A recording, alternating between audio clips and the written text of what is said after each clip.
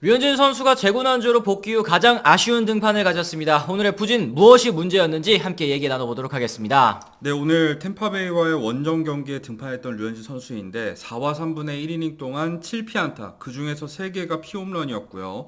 3볼넷에 2탈3진, 5실점, 완전히 무너졌습니다. 맞습니다. 오늘 경기 투구수는 89개, 평균 자책점 역시 오늘 경기에서 5실점 또 크게 실점을 하면서 2.62에서 3.31까지 치솟고 말았습니다. 팀 타선이 터져주면서 다행히 이제 패전 투수는 면할 수 있게 됐습니다만 팀도 6대7로 끝내기 패배하면서 웃을 수 없었던 류현진 선수의 오늘 경기 모습이었습니다. 사실 토론토가 와일드카드 레이스를 펼치고 있는 가운데 아직까지 안심할 수가 없는 상황이거든요. 한 경기 한 경기가 소중한 시점에서 뼈아픈 패배를 당했는데, 자, 1회부터 한번 투구 내용을 짚어보도록 하겠습니다. 그래요. 1회 이 선두타자 얀디 디아즈에게 이 솔로포를 허용을 했었잖아요. 그래요. 이 부분부터 사실은 좀 경기가 꼬이는 느낌도 좀 있습니다. 저는 근데 얀디 디아즈에게 공을 몇 개 던지지 않고 이 포수 불러낸 거, 그러니까 네, 하이네만 포수와 이렇게 고개를 몇 번 졌더니 불러내서 대화를 나누는 장면부터가 오늘 뭔가 안 풀린다는 걸 약간 암시하는 부분이었다고 생각을 하는데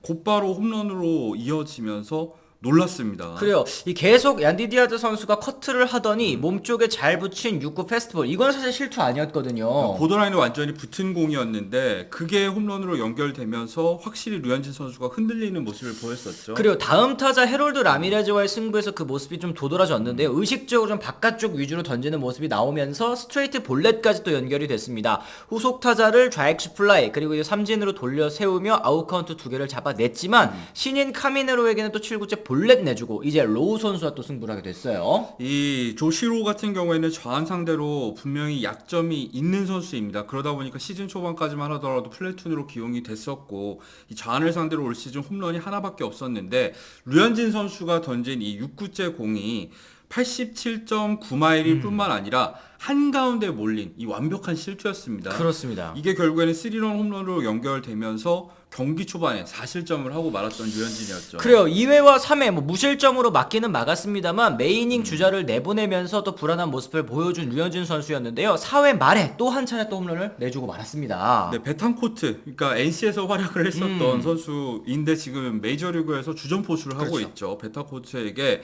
4구째 하이패스볼을 던졌는데 이게 솔로포로 연결이 됐거든요. 근데 투구 위치를 살펴보면은 사실 스트라이크 존에서 빠진, 그러니까 유인구로서 굉장히 적합한 위치에 던져진 공이었는데 아무래도 베탄코트의 이 노림수에 당했었던 것 같죠. 그렇습니다. 이렇게 점수는 0대5까지 벌어지고 말았고요. 5회에도 볼넷 뜬공 안타 내준 뒤 이제 트레버 리차드 선수와 교체돼서 경기를 또 마무리하고 말았습니다. 자, 어쨌든 리처즈가 이번에는 승계주자 2명을 모두 들여보내지 않으면서 다행히도 류현진 선수의 실점은 5점에서 끝날 수가 있었는데 오늘 류현진 선수의 이 아쉬운 부분 좀 짚어보자면 제구와 구속 이 총체적인 난국이었다라고 말씀을 드릴 수 있을 것 같아요. 그래요. 류현진 선수도 경기 끝나고 이제 인터뷰에서 제구가 이전 경기들보다 잘 안 됐다. 볼과 스트라이크의 차이가 많이 나서 어려운 경기를 펼쳤다라는 얘기를 했습니다. 그러니까 상대 타자, 그러니까 템파베이 타선이 총 41개의 스윙을 했는데 헛스윙이 단 4차례밖에 없었고요. 그 중에 한 차례는 체인지업이었고 3차례가 커브였거든요. 그렇죠. 그러니까 슬로우 커브를 통해서 타이밍을 빼앗는 거 아니면은 전부 다 템파베이 타자들이 커트를 하거나 인플레이를 시켰다는 뜻입니다. 그렇습니다. 그러니까 그만큼 이제 류현진 선수의 오늘 경기 유인구들도 통하지 않았다라는 얘기가 될 테고 그리고 여기에 있어서 가장 이 아쉬웠던 부분은 스트라이크와 볼의 구분이 너무 확연하게 될 정도로 오늘 좀 커맨드가 좋지 못했다라는 점. 그리고 이제 홈런도 한번 짚어봐야 될 것 같은데요. 이 첫 번째 홈런은 류현진 선수가 한 말입니다. 네. 제구가 잘 됐는데 상대가 잘 쳤다. 실제로 보더라인에 붙었었죠. 그리고 두 번째는 완벽한 내 실투였다 이런 얘기를 했습니다. 그래요. 그리고 이제 베탄코트에게 맞은 이 마지막 홈런은 그 위치로 던지려고 했는데 구속이 좀 더 나왔으면 괜찮을 텐데 나오지 않아서 이제 홈런이 되어 버리고 말았다. 이런 식으로 얘기를 했거든요. 그러니까 이날 류현진 선수의 패스볼 평균 구속이 88마일, 그러니까 시즌 평균도 88.6마일, 정확하게 한 0.6마일이니까 1km 정도 하락한 구속이거든요. 그쵸. 근데 사실 류현진 선수 같은 경우에는 패스볼이 88마일이나 88.6마일이나 메이저리그 평균이 94마일로 150km가 넘는 상황이기 그렇죠. 때문에 모두 그냥 빠르지 않다는 거예요.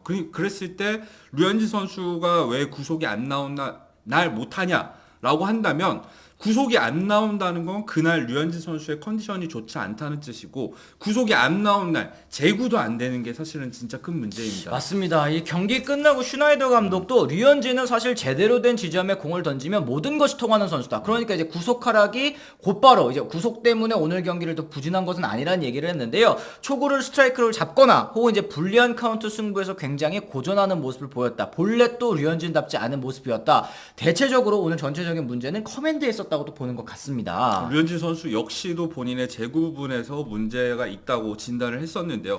어쨌든 이후의 경기 내용을 한번 짚어보자면 류현진 선수가 강판한 이후에 토론토의 타선이 터졌습니다. 네. 특히 6회 초에 이사를 이미 당한 상황에서 스프링어의 2타점 적시타를 시작으로 4연속 안타를 때려내면서 4득점을 했던 거. 이 장면에서 토론토가 확실히 후반기 경기력이 많이 좋아졌구나를 느낄 수 있었고요. 맞습니다. 그리고 8회 초 위기 상황에서 상대 템파베이 마무리죠. 이 페어뱅크스 선수가 올라왔는데 거기서 이제 난조를 보였습니다. 폭투 그리고 이후에 볼넷 사고 볼넷으로 6대5 이 경기를 뒤집은 토론토 타선이었거든요. 사실 이대로 경기가 끝날 거라고 저는 생각을 했었는데 9회 말에 올라온 로마노도 페어뱅크스만큼 난조를 보였죠. 4안타 2실점을 하면서 블론 세이브 끝내기 패배를 당하고 말았던 토론토였습니다. 그렇습니다. 그러니까 이때 사실 오늘 경기에서 류현진 선수 물론 5실점한 거 이 책임을 피해갈 수는 없겠지만 마지막에 경기 막판에 이 슈나이더 감독의 이 불펜 운영 투수 교체에 있어서 현지에서는 굉장히 또 비판적인 목소리가 많더라고요. 이때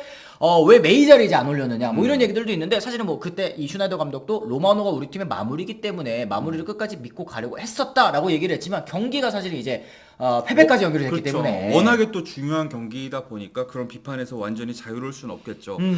다행히도 이제 와일드카드 경쟁을 펼치는 휴스턴과 시애틀이 나란히 패배를 하면서 이 토론토는 와일드카드 2위 자리를 지킬 수는 있었는데요. 그렇죠. 한 경기 차 지금 앞선 2등을 지금 지키고 있습니다. 근데 이제 재밌는 게 휴스턴이 난조를 보이는 가운데 텍사스가 정말 승승장구를 하면서 어제 지구 1위를 탈환을 했고 오늘도 승리를 하면서 휴스턴과 1.5경기 차를 벌리고 단독 선두로 떠올랐습니다. 그리고 반면에 사실 휴스턴의 가을 야구 진출, 포스트 시즌 진출은 거의 유력해 보였습니다만 오늘 이제 캔자스 시티에게도 또 일격을 당하면서 사실은 좀 알 수 없는 그런 상황이 됐고요. 시애틀과 텍사스의 맞대결도 지금 한창 진행 중이기 때문에 진짜 이 서부 지구에서 과연 어떤 팀이 가을 야구 이 마지막 한 자리를 또 가져갈 수 있을지. 반면에 이제 토론토 같은 경우에는 그래도 약간은 조금 우위를 점하고 있는 그런 상황이 아닌가 싶습니다. 그렇죠. 전체적으로 와일드카드 팀들의 하락세가 굉장히 돋보이고 있는 상황이기 때문에 토론토 입장에서는 다행이라고 할 수 있겠는데요.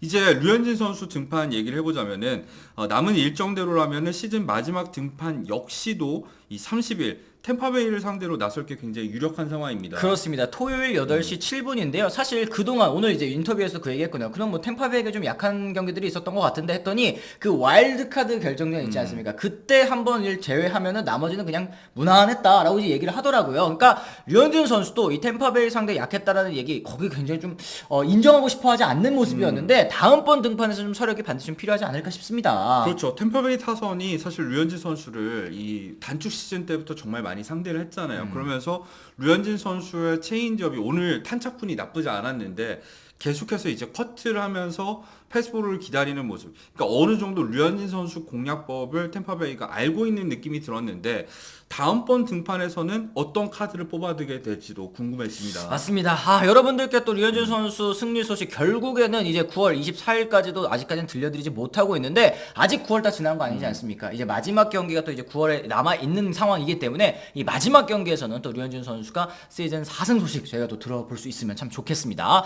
자, 이렇게 해서 저희가 오늘 준비한 소식은 또 여기까지고요. 저희는 또 다른 소식으로 다시 돌아오도록 하겠습니다. 지금까지 시청해주신 분들 모두 감사합니다. 고맙습니다.